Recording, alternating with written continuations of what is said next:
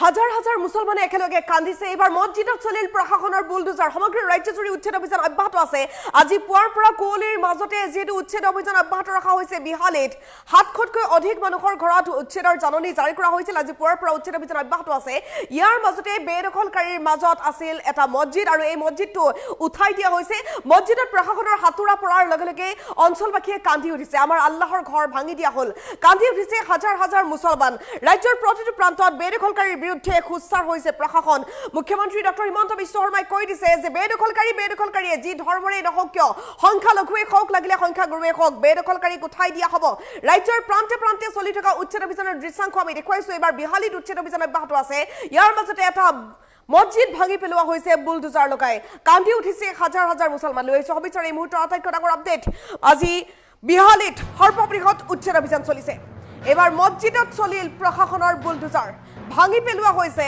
এটা পুৰণি মছজিদ হাজাৰ হাজাৰ মুছলমানে একেলগে কান্দিছে আমাৰ আল্লাহৰ ঘৰ ভাঙি দিয়া হ'ল আমি এতিয়া কেনেকৈ দোৱা কৰিম কান্দি উঠিছে মুছলমান লোকসকল বেদখলকাৰীৰ সন্মুখতে ঘৰ দুৱাৰ সকলো ভাঙি পেলোৱা হৈছে কাৰণ তেওঁলোকে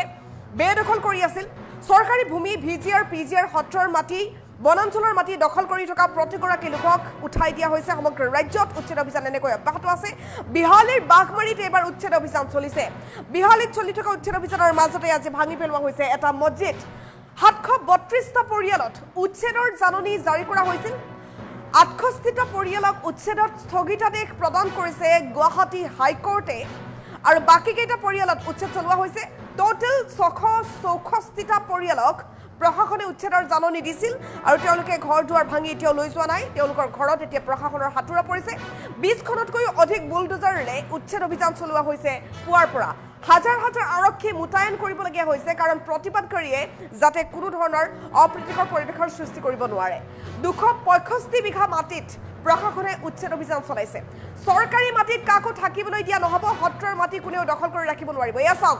উচ্ছেদ অভিযানৰ মাজত এটা মছজিদ ভাঙি পেলোৱা হৈছে এই মছজিদ ভঙাৰ দৃশ্যাংশ আমি দেখুৱাইছো দেখিবলৈ পাইছে হাতুৰাৰে ভাঙি পেলোৱা হৈছে এটা মছজিদ কান্দি উঠিছে হাজাৰ হাজাৰ মুছলমান আমাৰ আল্লাহৰ ঘৰ ভাঙি দিলে আমি এতিয়া কেনেকৈ দোৱা কৰিম আমি ৫ ওয়াক্ত নামাজ পঢ়িছিলোঁ ইয়াত পুৱাৰ পৰা আমি ইয়াত আজান দিওঁ আমি এতিয়া কেনেকৈ নামাজ পঢ়িম আমাৰ আল্লাহক আমি কেনেকৈ দোৱা কৰিম কান্দি উঠিছে মুছলমান লোকসকল এয়া চাওক এটি মছজিদ ভাঙি পেলোৱা হৈছে বিহালীত উচ্ছেদ অভিযানৰ মাজতে ভঙা গৈছে এই মছজিদটো অঞ্চলবাসীয়ে এইটো মছজিদতেই নামাজ পঢ়িছিল এই মছজিদতেই তেওঁলোকে ঈদ পালন কৰে সমজুৱা নামাজ তেওঁলোকে আদায় কৰে আল্লাহক স্মৰণ কৰে এই মছজিদতেই পুৱা গধূলি তেওঁলোকে আজান দিয়ে এই মছজিদতেই ৫ ওয়াক্ত নামাজ আদায় কৰা হৈছিল কিন্তু এই মছজিদটো এতিয়া ভাঙি পেলোৱা হৈছে এইদৰে আমি দেখুৱাইছো দৃশ্যাংশ দেখিবলৈ পাইছে জেচিবি বুলডোজাৰ ইত্যাদি লগাই সমগ্ৰ বিহালীতেই য'ত য'ত বেদখলকাৰী আছে তাতে উচ্ছেদ চলোৱা হৈছে পকী ঘৰ পৰ্যন্ত ভাঙি পেলোৱা হৈছে উচ্ছেদ চলিৰ দৃশ্যাংশ এয়া আমি দেখুৱাইছো এয়া বিহালীৰ বাঘমাৰী অঞ্চলৰ দৃশ্যাংশ বিহালীৰ বাঘমাৰীত বহু বছৰ পূৰ্বৰ পৰা বহুলোকে বেদখল কৰি বসবাস কৰি আছিল কেৱল অস্থায়ী গৃহ নিৰ্মাণেই নহয় বহুলোকে সুস্থ অট্টালিকা পৰ্যন্ত নিৰ্মাণ কৰি লৈছিল সকলোবোৰ এতিয়া ভাঙি পেলোৱা হৈছে ৰাজ্যৰ প্ৰান্তে প্ৰান্তে উচ্ছেদ অভিযান অব্যাহত আছে মুখ্যমন্ত্ৰী ডক্টৰ হিমন্ত বিশ্ব শৰ্মাই ইতিমধ্যে কৈ দিলে হাজাৰ হাজাৰ বিঘা মাটি বেদখলকাৰীৰ কবলত আছিল মুকলোৱা হ'ব ১ ইঞ্চি মাটিও থাকিবলৈ দিয়া নহ'ব বেদখলকাৰীৰ কবলত ৰাজ্যৰ প্ৰান্তে প্ৰান্তে উচ্ছেদ অভিযান অব্যাহত আছে আমি প্ৰতিটো দৃশ্যাংশ দেখুৱাইছো শদিয়াৰ পৰা ধুবুৰীলৈকে কি উজনি কি নামনি কি মধ্য অসম সকলোতে উচ্ছেদ অভিযান অব্যাহত আছে কিছুদিন পূৰ্বে মধ্য অসমত সৰ্ববৃহৎ উচ্ছেদ অভিযান চলি গৈছে আৰু এয়া বিহালীৰ দৃশ্যাংশ আমি দেখুৱাইছো ঘন কুঁৱলীৰ মাজতো বিহালীত পুৱাৰ পৰা উচ্ছেদ অভিযান অব্যাহত আছে এনেকৈ ভাঙি পেলোৱা হৈছে প্ৰতিটো ঘৰ উঠি যাবলৈ তেওঁলোকক জাননী জাৰি কৰা হৈছিল যদিও নিৰ্দিষ্ট সময়ত তেওঁলোক আঁতৰি নগ'ল যাৰ ফলত তেওঁলোকৰ সন্মুখতেই আজি ঘৰবোৰ ভাঙিবলৈ প্ৰশাসন বাধ্য হৈছে হাজাৰ হাজাৰ আৰক্ষী মোতায়েন কৰা হৈছে যাতে কোনো ধৰণৰ অপ্ৰীতিকৰ পৰিৱেশৰ সৃষ্টি কৰিব নোৱাৰে বেদখলকাৰীয়ে কাৰণ দেখা যায় যে উচ্ছেদ কৰিবলৈ গ'লে কেতিয়াবা বেদখলকাৰীয়ে আৰক্ষীক মাৰিবলৈ উদ্যত হয় প্ৰশাসনক খেদি পঠিয়াই ছত্ৰভংগ দিয়াবলৈ চেষ্টা কৰে এনেকুৱা যাতে নহয় তাৰ বাবে বৃহৎ আৰক্ষী বাহিনী আজি নিয়োগ কৰা হৈছে উচ্ছেদ অভিযানৰ মাজত ভাঙি পেলোৱা হৈছে এটা মছজিদ আমি দেখুৱাইছো দৃশ্যাংশ দেখিবলৈ পাইছে এক্সক্লুচিভ দৃশ্য কান্দি উঠিল হাজাৰ হাজাৰ মুছলমান ভাঙি পেলোৱা হৈছে এটা মছজিদ বেদখলকাৰীৰ চকুৰ সন্মুখতে ঘৰ দুৱাৰ মছজিদ সকলো ভাঙি দিয়া হৈছে এয়া বিহালীৰ দৃশ্য আমি দেখুৱাই আছো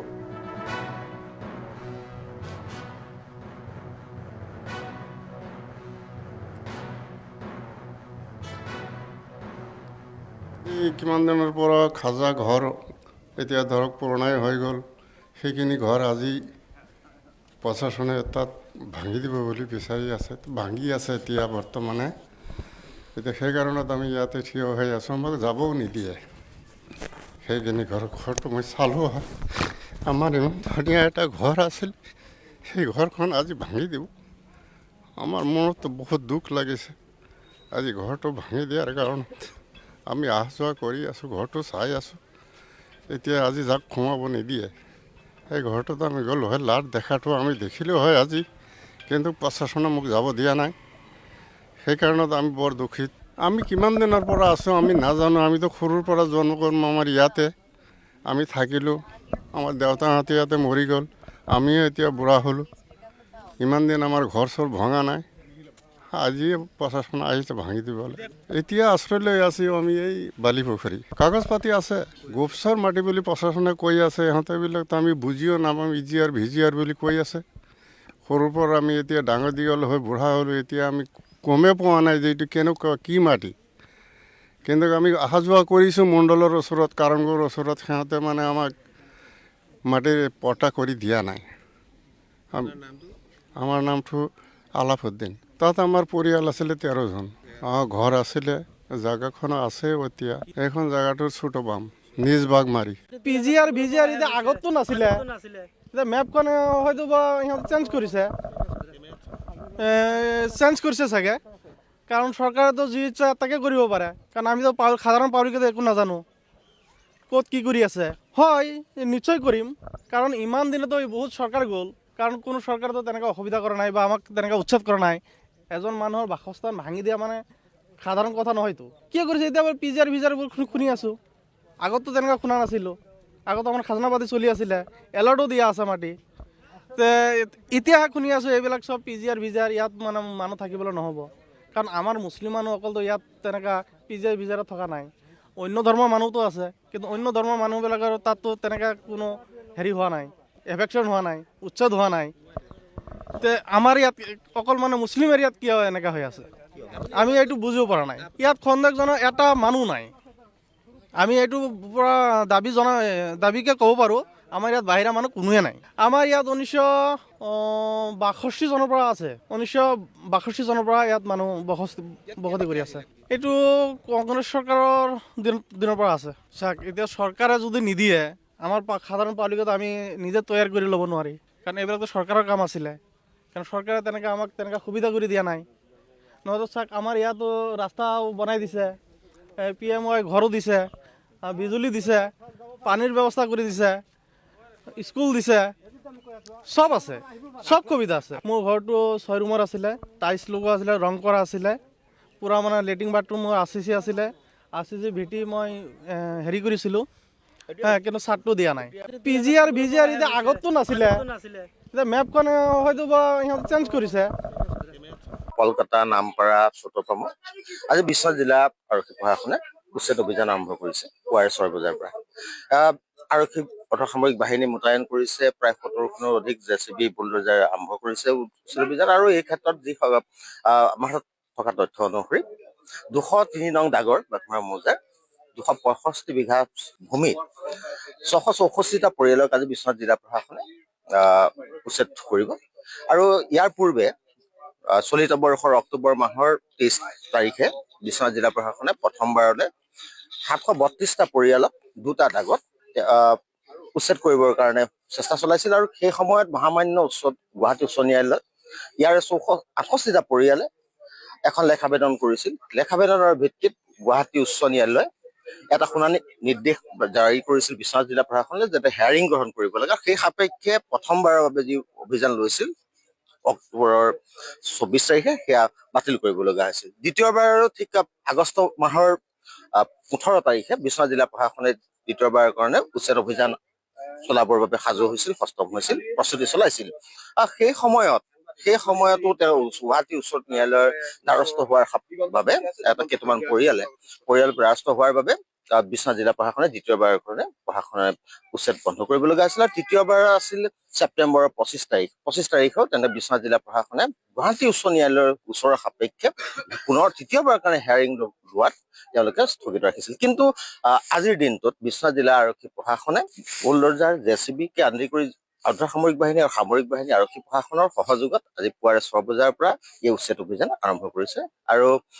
ৰাইজে সহযোগ কৰা দেখা পোৱা গৈছে। আমি জানিব পাৰিছো তিনিগৰাকীকৈ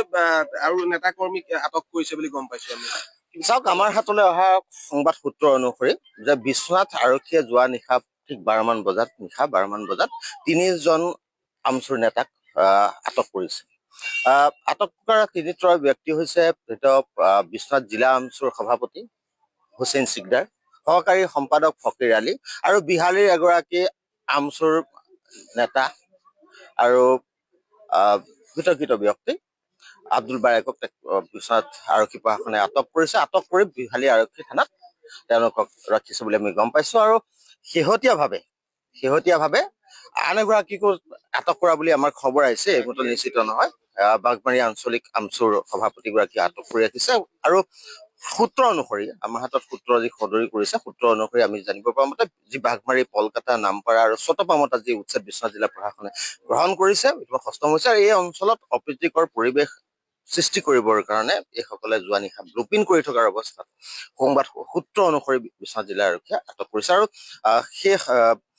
সূত্ৰ আমাৰ হাতলৈ আহিছে যে এই তিনিগৰাকী ব্যক্তিৰ লগতে বাগমাৰী আঞ্চলিকৰ যিগৰাকী সভাপতি তেওঁলোকে এটা ব্লুপিং নিৰ্মাণ কৰিছিলে যে এটা অপ্ৰীতিকৰ পৰিস্থিতি আৰু বিসবাস্পদ বিয়পাবলৈ চেষ্টা কৰাৰ ফলত সম্ভাৱনাত আৰু শংকাত বিশ্বনাথ আৰক্ষী বিভাগে চতুৰ্থ ব্যক্তিকো আটক কৰিছে বুলি জানিব পাৰিছো। যিসকল বেদখলকাৰী আছিলে ইতিমধ্যে তেওঁলোকে কিন্তু নিজৰ ঘৰ দুৱাৰ ভাগি তেওঁলোকেও আঁতৰি গৈছে নেকি? চাওক, এই মুহূৰ্তত আমি এই অঞ্চলত আছো য'ত উচ্ছেদ চলিব। আজি উচ্ছেদকৃত অঞ্চলত আমি উপস্থিত আছো। আমি জানিব পাৰিছো যে যিসমূহ ঠাইত ইতিমধ্যে উচ্ছেদ কৰিবৰ কাৰণে বিশ্বনাথ জিলা প্ৰশাসনে সাজু হৈছে, ইতিমধ্যে ৰাতিপুৱাৰে পৰা লাগি আছে। সেই অঞ্চলত ইতিমধ্যে যিসকল পৰিয়াল আছিল 732টাৰ পৰা 68টা বাদ দিয়াৰ পিছত 664টা পৰিয়ালে ইতিমধ্যে সেই অঞ্চলৰ পৰা স্থানান্তৰিত